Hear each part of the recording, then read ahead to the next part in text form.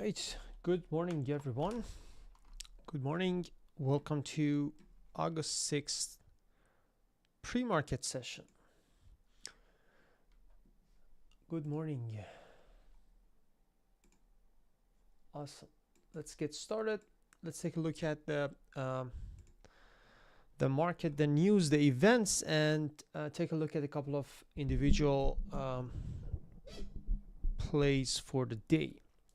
First of all, the S&P 500 is at record high and it's just like pulling back right now. We'll go over the technicals. Let's take a look at the economic data for the day. The Q2 productivity report came out strong, meaning companies are producing and they're productive so far. Unit labor cost is at 1.3 versus expected 1.7%. Lower labor cost obviously reduces inflation pressure, and the initial jobless claim came out lower. The job labor market remains healthy, and the overall we had the continuing claims as well, and that is that increased to 1.8 million. Okay, so overall we had a relatively good economic data so far for the day. There is a report that Kevin Warsh may be open to September rate hike if inflation spikes and surprises and increases. On the geopolitical side, we have news that indicates probably the Strait of Hormuz will be open, and which will obviously result in stable oil price or reduced oil price. We had a couple of earnings. APP, AppLovin, had earning revenues missed. Stock is down around 20%. Which is a massive drop on APP, broke below this 365-ish demand zone, which is a massive level, and it is actually rejecting this zone and pushing lower. So APP is heavily down. SNDK SanDisk beated earning, beated revenue as well, but had a weak guidance, and SNDK also gapped down. WDC beated earning, had good earning per share, and the guidance was weak, and we're seeing WDC also gap down, and it is trading around this 440-ish zone. This is a demand zone here on WDC that might hold. If this level breaks, we're gonna see a massive sell-off down till 400 and then 350. So overall, the semiconductors are leading the whole weakness, obviously, right? And we'll take a look at NVIDIA, AMD, Broadcom, a couple of other names that are obviously going to get affected with this overall weakness on the semiconductors sector. So yeah, with that being said, let's take a look at the overall market. Let's start with S&P 500. What is happening here on SPY? We're seeing SPY had a massive rally, gapped up, pushed higher, gapped up, continued the move until hit the all-time high, and on Tuesday we had a massive rally on SPY. Finally yesterday we consolidated and pulled back. Now this is a healthy pullback, obviously, as I talked about it yesterday in the webinar, right? This is a healthy pullback. Now even if we push back down to 760-ish on SPY, I think we're still looking good, and this is going to be a massive buying opportunity for SPY if we retest 760.61 and hold around this area. and this will be a really textbook pullback as well. We'll see if that happens or not. We are still, in my opinion, overextended on the daily chart, so we need to pull back or consolidate around these areas, and then possibly continue the next wave and create a next higher high on this bullish move on SPY. Okay, so today the key levels on watch on on SPY would be 769.5 as the key zone on watch, as it is obviously the zone that it held yesterday. Right, let me show it right this. Right, yesterday, and also definitely the all-time high, which is 777. So these two would be the key zones on SPY. If we break 769, we could have a short-term, basically bearish setup for us down till 765 and then 760 to take advantage of this short-term bearish move on SPY. Technically, it will be a pullback to this massive 760 zone. Okay, if we consolidate here, that is also a possibility, just seeing the price bouncing back up higher and just hold around these areas. Now, I wouldn't expect this if the price breaks below 760, what was that, 769.5. I won't be like, this should break 760. We might hit 767, even 765, and bounce back up. So keep that in mind, that we shouldn't necessarily hit 760, 61 ish zone. So be ready for a possible buyback by the buyers, and yeah, a reclaim of the levels and pushing the price higher. Qs. So QQQ had a beautiful rally as well. We were holding well below moving averages 9 and 21 EMA and below this 700 resistance zone. We were able to break out of this area on Tuesday, and we are seeing a retest right now on around the 50 SMA on Qs. This is something that happened yesterday, and now we're rejecting this zone, and we're basically getting below the 50 SMA on the daily chart, which is kind of giving me a bearish sign on QQQ. So let me take a look at this, right?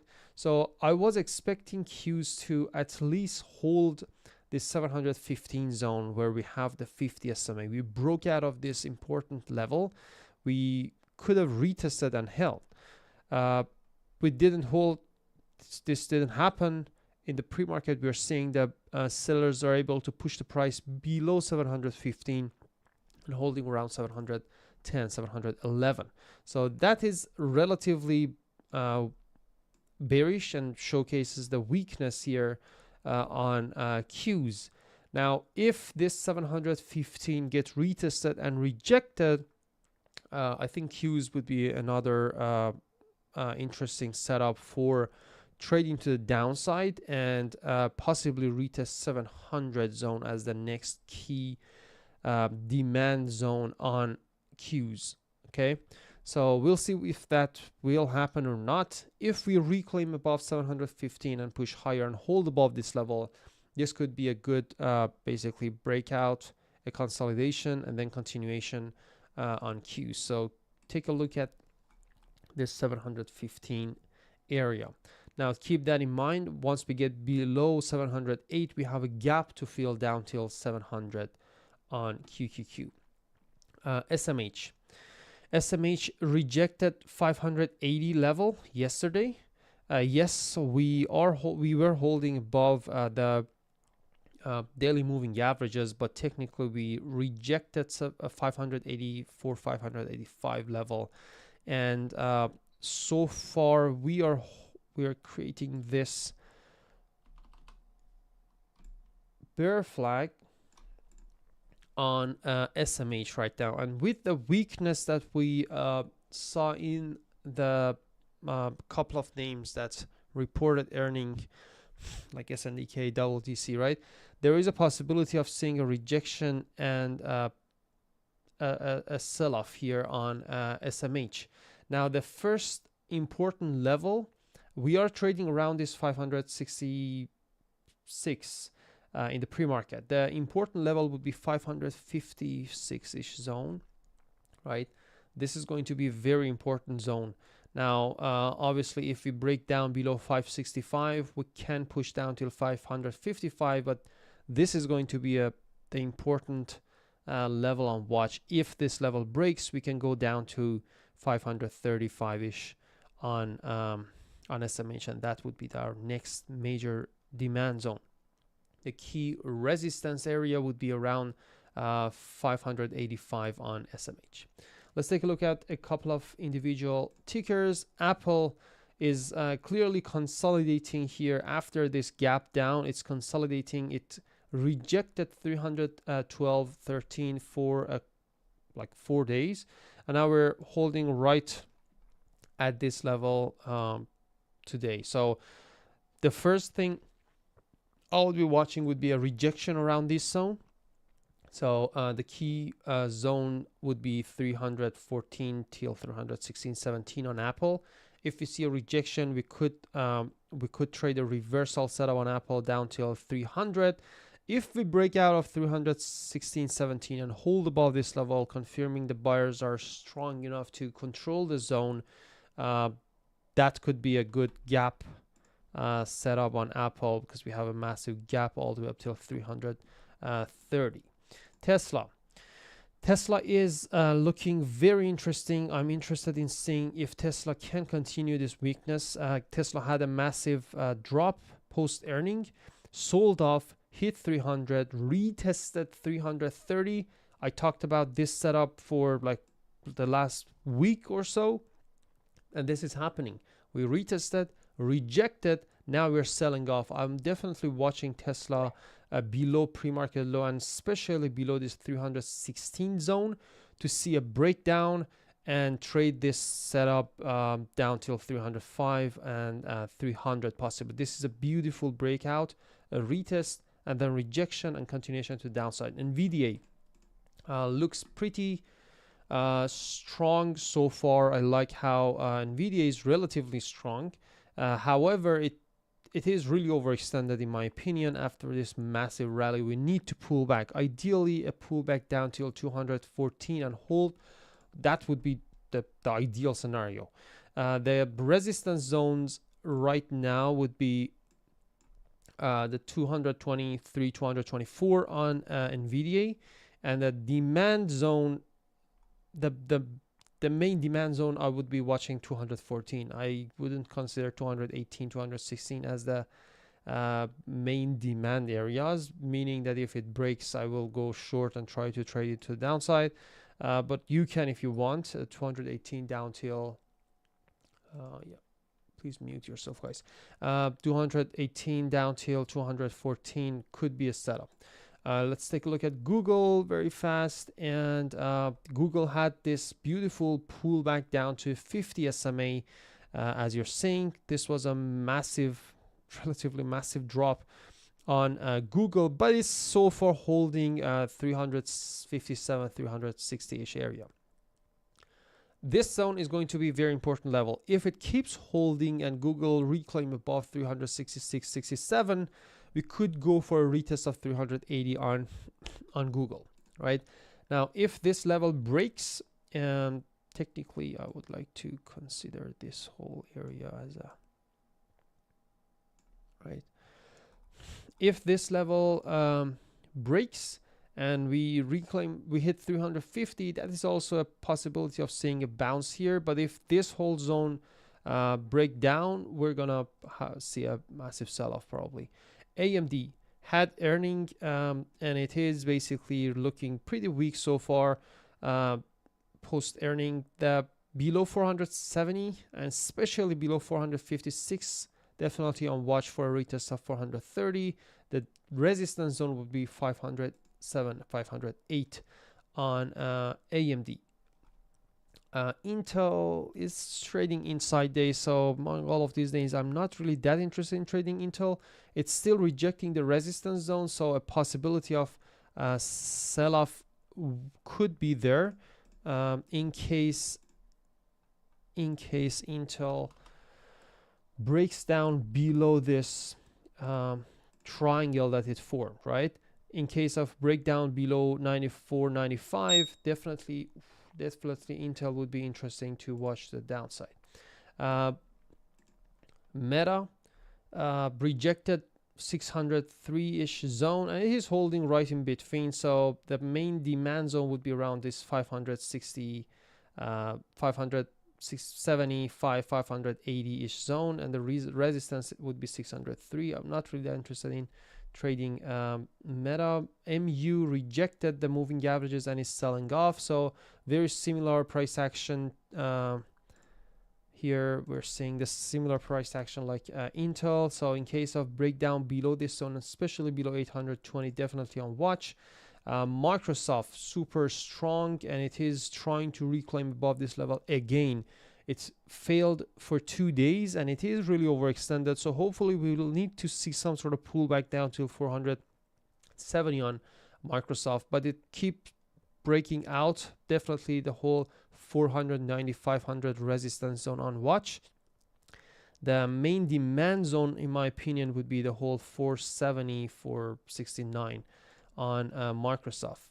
Amazon, beautiful breakout of this zone of like all-time high. Now it's retesting. It's relatively holding here, so it will be on watch above this 278 and below 270. And finally, PLTR had earning, and it is looking pretty good, holding above 150-ish zone. This is a 200 SMA, and a reclaim above this level, a hold above 158, definitely on watch for a retest of 166. Let me know what you guys are watching, and let's take a look at the setups. All right, I will go ahead and trade live with the team. So if you want to join us, make sure you check out the link in the description. See you in the next one.